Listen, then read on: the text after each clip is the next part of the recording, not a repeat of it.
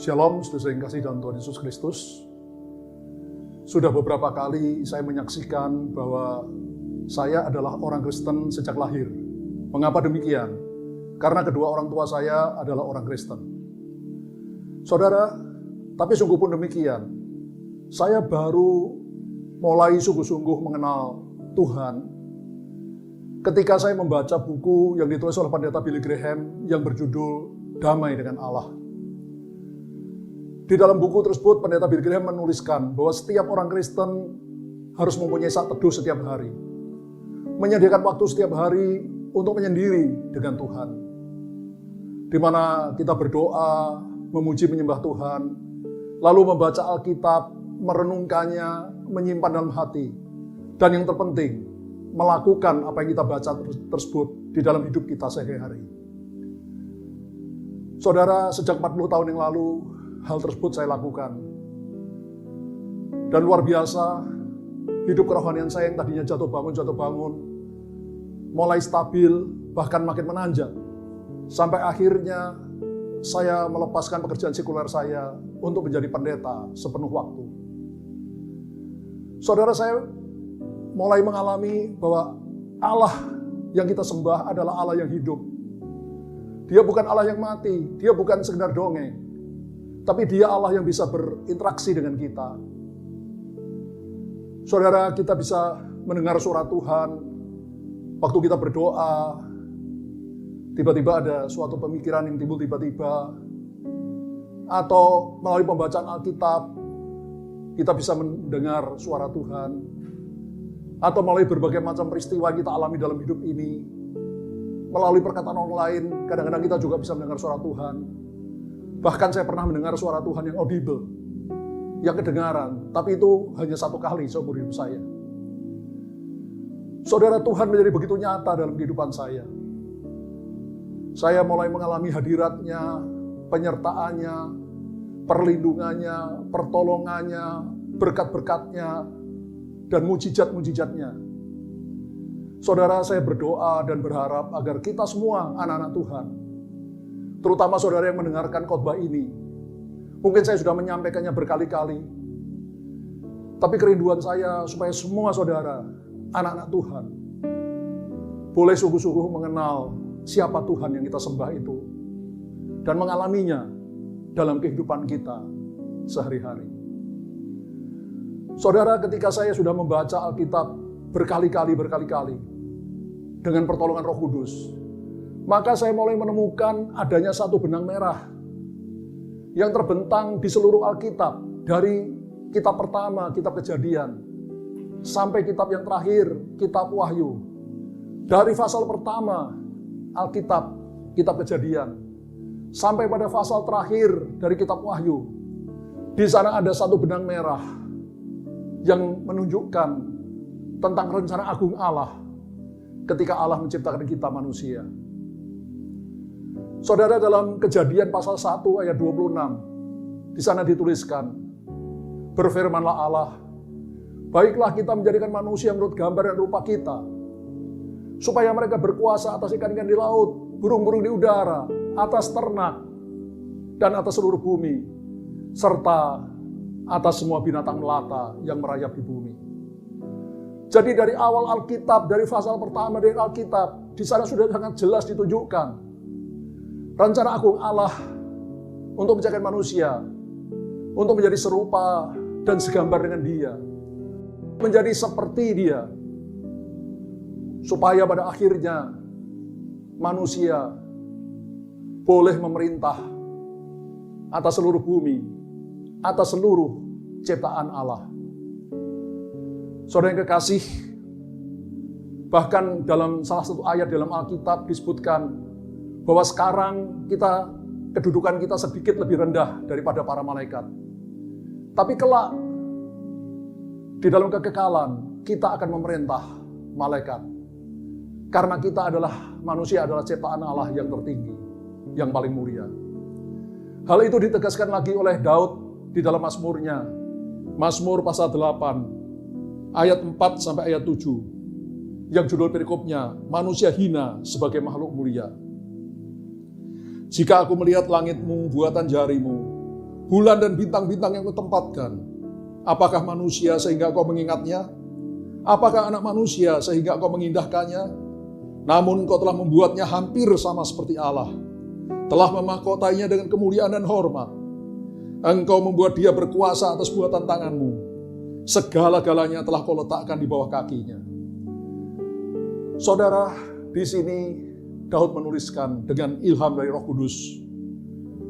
Ketika aku melihat langitmu, buatan jarimu, bulan dan bintang-bintang yang kau tempatkan, yang menunjukkan betapa besarnya, betapa maha kuasanya Allah itu, betapa mulianya Allah itu. Tapi sungguh pun demikian, Allah mengingat manusia. Allah mengindahkan anak manusia. Bahkan dikatakan dalam ayat 6, namun engkau telah membuatnya hampir sama seperti Allah, hampir sama seperti Allah. Dan telah memahkotainya dengan kemuliaan dan hormat. Untuk apa, saudara? Engkau membuat dia berkuasa atas buatan tanganmu. Segala-galanya telah kau letakkan di bawah kakinya. Sungguh luar biasa rencana agung Allah, yaitu membuat manusia, makhluk yang hina, menjadi hampir sama seperti dia, untuk pada akhirnya memerintah atas semua ciptaan Allah. Segala sesuatu diletakkan oleh Allah di bawah kaki kita. Lebih luar biasa lagi, apa yang Tuhan Yesus sendiri katakan di dalam Injil Matius pasal 5 ayat 48. Karena itu haruslah kamu sempurna, sama seperti Bapamu di surga adalah sempurna. Saudara, dulu ayat ini sangat-sangat tidak saya mengerti, saudara. Karena bagi saya itu sangat tidak masuk akal. Saudara, ini bukan kalimat anjuran atau himbauan. Ini kalimat perintah. Kalau Tuhan Yesus berkata, karena itu hendaklah kamu sempurna seperti Bapamu di surga adalah sempurna. Itu himbauan. Bisa ya, bisa tidak. Tapi ini bukan himbauan, saudara. Tapi perintah yang sangat tegas. Karena itu haruslah, you have to, you must. Haruslah kamu sempurna. Sama seperti Bapamu di surga adalah sempurna. Saudara, selama belasan tahun saya tidak mengerti tentang ayat ini, saudara. Karena bagi saya sangat tidak masuk akal. Bagaimana mungkin manusia ciptaan Allah yang banyak kekurangan menjadi sempurna, sama seperti Allah Bapa di surga adalah sempurna. Dia adalah puncak kesempurnaan, dia adalah maha sempurna. Sedangkan kita makhluk yang tidak sempurna. Kalau Tuhan Yesus berkata, karena itu haruslah kamu sempurna seperti Musa hambaku, atau seperti para rasul. Biarpun hal itu tentu sangat sulit kita lakukan, saudara, tapi mungkin masih bisa. Karena Musa, para rasul itu juga manusia biasa seperti kita. Tapi ini perintah Tuhan Yesus adalah kita harus sempurna sama seperti Bapa kita di surga adalah sempurna. Bagaimana mungkin ini masuk akal? Tidak masuk akal. Saya tidak bisa mengerti, saudara. Tetapi di sisi lain, saya tahu bahwa yang memberi perintah ini Tuhan Yesus sendiri. Bukan nabi, bukan siapa-siapa, tapi Tuhan Yesus sendiri. Jadi tidak mungkin kalau Tuhan Yesus memberikan perintah yang tidak bisa kita lakukan. Itu juga tidak mungkin. Karena itu selama belasan tahun saya berdoa, saya memohon pengertian dari Tuhan tentang ayat ini, saudara. Karena saya tahu ini pasti benar. Karena Tuhan Yesus sendiri yang mengatakan. Tapi bagaimana caranya? Karena ini tidak masuk akal. Lambat tetapi pasti Tuhan mengungkapkan rahasia firman-Nya kepada saya. Saudara, di dalam surat kepada orang-orang di Roma pasal 8 ayat 29 dan 30. Di sana Rasul Paulus menuliskan, sebab semua orang yang dipilihnya dari semula, mereka juga ditentukannya dari semula untuk menjadi serupa dengan gambaran anaknya dengan A besar Yesus, supaya ia, anaknya itu, Yesus, menjadi yang sulung di antara banyak saudara. Dan mereka yang sudah ditentukannya dari semula, mereka itu juga dipanggilnya. Dan mereka yang dipanggilnya, mereka itu juga dibenarkannya. Dan mereka yang dibenarkannya, mereka itu juga dimuliakannya. Luar biasa sekali, saudara, ayat ini. Rasul Paulus menuliskan, sebab semua orang sudah dipilihnya dari semula. Mereka sudah ditentukan dari semula. Semula kapan? Semula sebelum dunia dijadikan, sebelum kita ada. Kita sudah ditentukan menjadi serupa dengan gambaran anaknya, Yesus. Kita sudah ditentukan menjadi serupa dengan Yesus. Supaya Yesus menjadi yang sulung di antara banyak saudara. Kita menjadi serupa dengan Yesus, supaya Yesus menjadi yang sulung di antara banyak saudara. Saudara, kalau kita berkata atau Tuhan memerintahkan kita menjadi seperti Yesus, itu juga artinya seperti Allah Bapa. Kenapa demikian? Ketika Filipus, salah satu murid Yesus, bertanya kepada Yesus, "Guru, tunjukkanlah Bapa itu pada kami." Maka Yesus menjawab Filipus, "Kalau engkau sudah melihat aku, engkau sudah melihat Bapakku." Artinya Yesus dengan Bapa itu serupa. Yesus itu seperti Bapa, Bapa itu seperti Yesus. Mereka memang pribadi yang berbeda, saudara. Tapi sifatnya, hakikatnya, segala macamnya itu sama. Karena itu Yesus berkata, kalau kamu sudah melihat aku, kau sudah melihat Bapa. Karena itu kalau Tuhan dari semula sebelum dunia dijadikan sudah merencanakan supaya kita menjadi serupa dengan Yesus, artinya juga kita menjadi serupa dengan Allah Bapa di surga. Di dalam ayat 30 di sana dituliskan, sebab semua orang yang sudah ditentukannya dari semula, mereka itu juga dipanggilnya. Kita semua dipanggil melalui berita Injil, kabar baik, bahwa 2000 tahun yang lalu Allah Bapa telah mengutus putranya yang tunggal, Yesus Kristus, untuk turun ke dalam dunia menjelma jadi manusia, yang pada akhirnya mati disalib dengan penderitaan maha dahsyat, supaya kita yang berdosa diselamatkan, dosa kita diampuni. Supaya semua orang yang percaya kepadanya tidak binasa, melainkan beroleh hidup yang kekal. Saudara, setelah kita mendengar panggilan dari Tuhan melalui berita Injil, lalu kita percaya, kita membuka hati kita, dan kita mengundang Yesus untuk masuk dalam hati kita menjadi Tuhan dan Raja di dalam hidup kita. Maka pada saat itu, kita mengalami yang disebut kelahiran baru. Semua orang yang dipanggilnya, mereka itu juga dibenarkannya.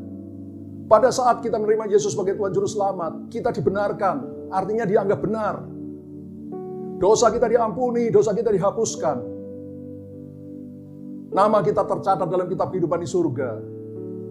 Kita diangkat jadi anak Allah. Lalu dikatakan mereka yang dibenarkannya, mereka itu juga dimuliakannya. Saudara, kita akan dimuliakan ketika nanti, saya percaya sebentar lagi, kita akan mengalami rapture. Berjumpa dengan Yesus muka dengan muka, masuk dalam kerajaan surga. Saudara, ada jeda waktu antara dibenarkan, lahir baru, dengan dimuliakan dengan rapture. Ini ada jeda waktu yang berbeda-beda bagi setiap orang.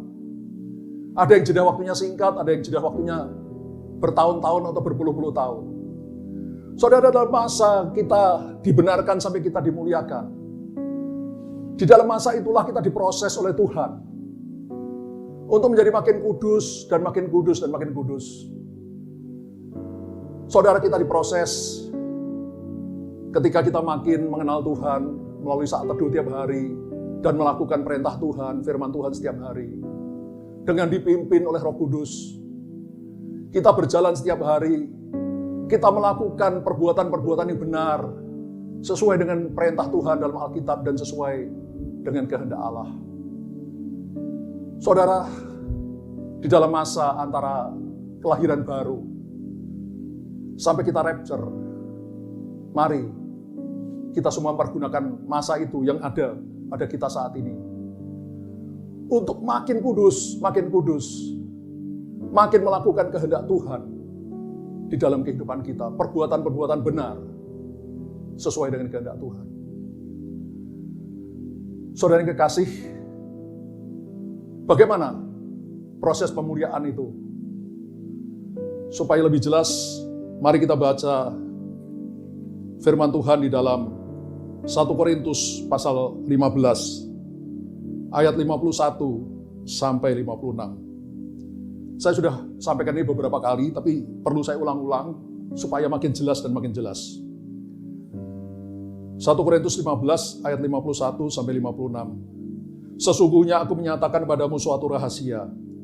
Kita tidak akan mati semuanya, tapi kita semuanya akan diubah dalam sekejap mata.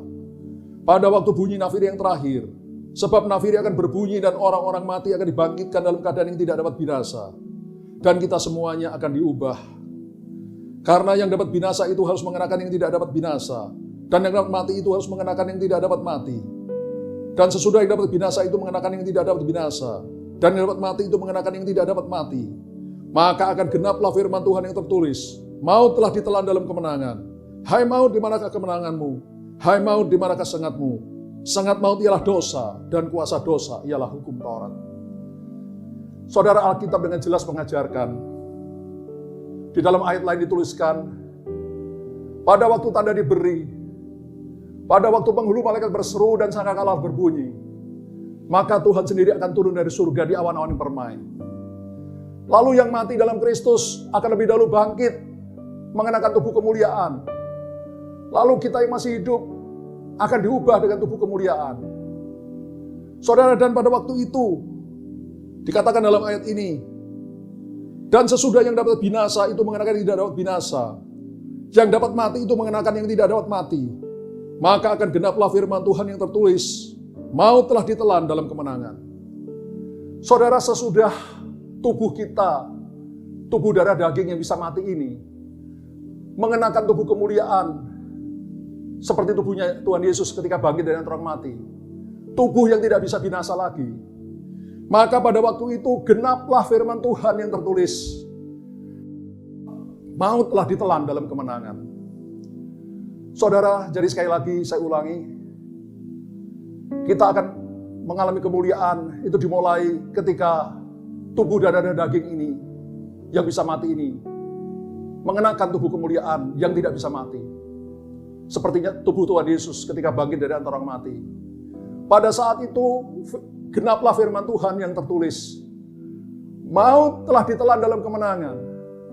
Hai maut, di manakah kemenanganmu? Hai maut, di manakah sengatmu? Sengat maut ialah dosa. Pada saat kita mengenakan tubuh kemuliaan yang tidak bisa mati lagi, maka pada saat itu maut telah dikalahkan untuk selama-lamanya. Hai maut, di mana kemenanganmu? Artinya setelah kita memakai tubuh kemuliaan, kita tidak bisa mati lagi. Hai maut, di mana kesengatmu? Sengat itu senjata. Sengat maut, senjatanya maut adalah dosa. Artinya, setelah kita menggunakan tubuh kemuliaan, kita tidak bisa mati lagi. Dan kita tidak bisa berdosa lagi. Kita jadi sempurna. Sama seperti Tuhan Yesus. Seperti Bapa di surga adalah sempurna. Setelah itu, kita akan rapture bersama-sama dengan orang Kristen yang sudah mati tadi, menyongsong Tuhan di angkasa. Lalu masuk dalam kerajaan surga. Apa yang terjadi dalam kerajaan surga? Di sana akan terjadi pesta kawin. Perjamuan kawin antara Yesus sebagai mempelai pria dengan kita gerejanya sebagai mempelai wanita.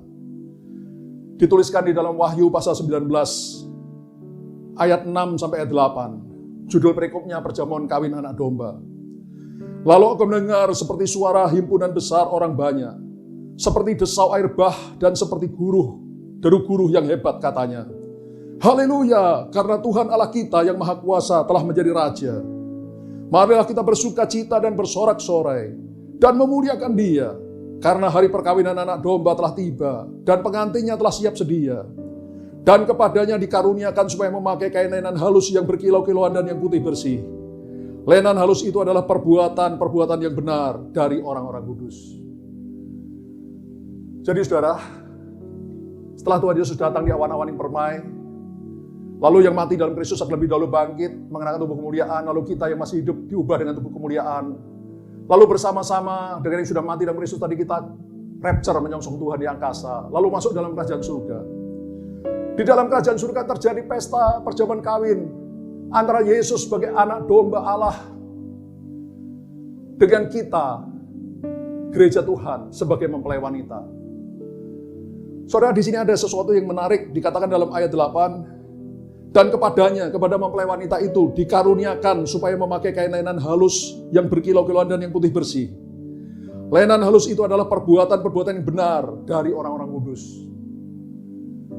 Saudara, jadi dalam pesta perkawinan anak domba kelak di surga, maka kita orang-orang kudusnya akan memakai perbuatan-perbuatan benar yang kita lakukan selama kita masih hidup di dunia ini. Itu menjadi perhiasan kita kelak ketika kita ikut dalam pesta pernikahan dengan Yesus sebagai mempelai pria kita. Karena itu saudara, setelah kita sudah lahir baru, menerima Yesus sebagai Tuhan Juru Selamat, sampai nanti kita dimuliakan yang dimulai dari peristiwa rapture, mari kita terus hidup makin kudus, makin mendekatkan diri kepada Tuhan, dan melakukan perbuatan yang benar, perbuatan yang sesuai dengan kehendak Allah, sesuai dengan perintah Allah, perbuatan yang berkenan, yang menyenangkan Tuhan. Karena perbuatan-perbuatan benar itu akan menjadi pakaian pesta pernikahan kita kelak di dalam surga. Setelah terjadi pesta perkawinan antara Yesus dengan kita gerejanya sebagai mempelai wanita, maka Yesus dengan kita orang-orang kudusnya akan kembali ke bumi bersama dengan para malaikat untuk menghancurkan antikris dan anak buahnya. Lalu iblis ular tua akan ditangkap dan dibuang ke dalam jurang maut. Lalu dimeterai. Iblis akan berada di jurang maut selama 1000 tahun, tidak bisa keluar. Lalu Tuhan Yesus akan mendirikan kerajaan 1000 tahun damai di atas muka bumi ini. Dengan Yesus memerintah sebagai raja di atas segala raja di kota Yerusalem. Lalu kita, saudara dan saya yang tadi sudah ikut rapture, akan memerintah sebagai raja-raja kecil di atas muka bumi ini. Setelah 1000 tahun, masa 1000 tahun itu lewat, maka Alkitab berkata, iblis akan dilepaskan dalam waktu singkat, supaya dia menghasut orang-orang yang selama kerajaan 1000 tahun itu tunduk pada Yesus dan orang-orang kudusnya, hanya karena takut. Tapi sebetulnya mereka berontak dalam hati, mereka benci kepada Yesus. Ketika ada iblis yang mempelopori mereka, memimpin mereka, maka mereka berontak dan mereka mengepung perkemahan tentara orang-orang kudus dan kota kudus, yaitu Yerusalem. Lalu sekonyong-konyong api turun dari langit membakar habis mereka. Lalu iblis ular tua ditangkap dan dibuang ke dalam lautan api, neraka, kekal selama-lamanya. Iblis tidak pernah keluar lagi dari neraka. Lalu setelah itu muncul tahta putih besar. Yesus duduk di atasnya untuk mengadili semua orang, mati, besar dan kecil. Dari hadapannya lenyaplah langit dan bumi ini. Lalu semua orang, mati, besar dan kecil, diadili oleh Tuhan Yesus di pengadilan tahta putih. Dan setiap orang yang tidak ditemukan namanya tertulis dalam kitab kehidupan, mereka akan dilemparkan dalam api neraka, kekal selama-lamanya. Setelah itu muncul langit dan bumi baru. Lalu kota kudus Yerusalem surgawi turun ke atas bumi. Allah tinggal bersama dengan manusia untuk selama-lamanya. Sesuai dengan ayat terakhir, pasal terakhir dari Alkitab, yaitu Wahyu pasal 22, ayat 3 sampai ayat 5. Di sana dituliskan, maka tidak akan ada lagi laknat, tahta Allah dan tahta anak domba akan ada di dalamnya, dan hamba-hambanya akan beribadah kepadanya. Jadi ada tahta Allah dan tahta anak domba, dan kita semua akan beribadah kepada Bapa dan Tuhan Yesus. Dan mereka akan melihat wajahnya, dan namanya akan tertulis di dahi mereka. Perhatikan ayat 5. Dan malam tidak akan ada lagi di sana. Dan mereka tidak memerlukan cahaya lampu dan cahaya matahari. Sebab Tuhan Allah akan menerangi mereka. Dan mereka akan memerintah sebagai raja. Berapa lama? Sampai selama-lamanya. Jadi ternyata rencana agung Allah yang diawali tertulis dalam kitab Kejadian pasal 1. Pasal pertama dari Alkitab. Itu digenapi sepenuhnya pada pasal terakhir dari Alkitab, yaitu Wahyu pasal 22, di mana Allah Bapa dengan Allah Anak memerintah kita semua menyembah Dia. Lalu kita sendiri akan memerintah sebagai raja untuk selama-lamanya. Rencana agung Allah tergenapi. Saudara, kalau kita sungguh-sungguh mengerti akan hal ini, maka kita akan menggunakan masa hidup kita di dunia ini, sejak kita lahir baru sampai kita nanti rapture, kita dimuliakan. Kita akan gunakan waktu itu sungguh-sungguh makin mengenal Tuhan, makin intim dengan Tuhan, bersatu tiap hari, berdoa, memuji menyembah Tuhan, baca Alkitab, direnungkan, simpan dalam hati, lalu kita lakukan apa yang kita baca dalam hidup ini. Kita hidup dipimpin Roh Kudus setiap hari, sehingga kita menjadi makin kudus, dan makin kudus. Dan kita melakukan perbuatan-perbuatan benar, sesuai dengan perintah Tuhan, sesuai dengan kehendak Allah. Karena perbuatan benar itu akan menjadi pakaian pernikahan kita kalau kita menikah dengan Tuhan Yesus di surga. Yang saya percaya itu akan terjadi tidak lama lagi. Amin. Mari kita mendengarkan lagu tentang perjamuan kawin anak domba Allah.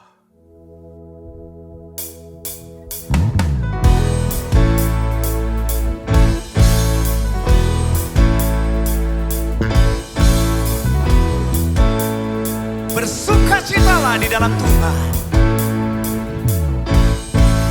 Mari kita bersuka, beri kemuliaan padanya. Pernikahan anak domba tiba, pengantinnya telah siapkan diri.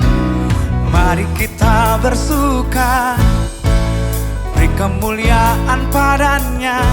Pernikahan anak domba tiba, pengantinnya telah siapkan diri. Haleluya, sebab Tuhan Allah kita berkuasa.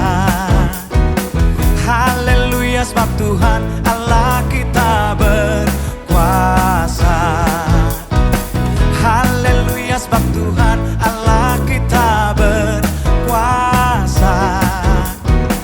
Haleluya, sebab Tuhan Allah kita berkuasa.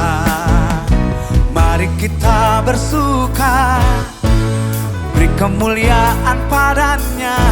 Pernikahan anak domba tiba, pengantinnya telah siapkan diri. Haleluya, sebab Tuhan Allah kita berkuasa. Haleluya, sebab Tuhan Allah kita berkuasa. Haleluya, sebab Tuhan Allah kita berkuasa. Haleluya, sebab Tuhan Allah kita berkuasa. Haleluya, sebab Tuhan Allah kita berkuasa.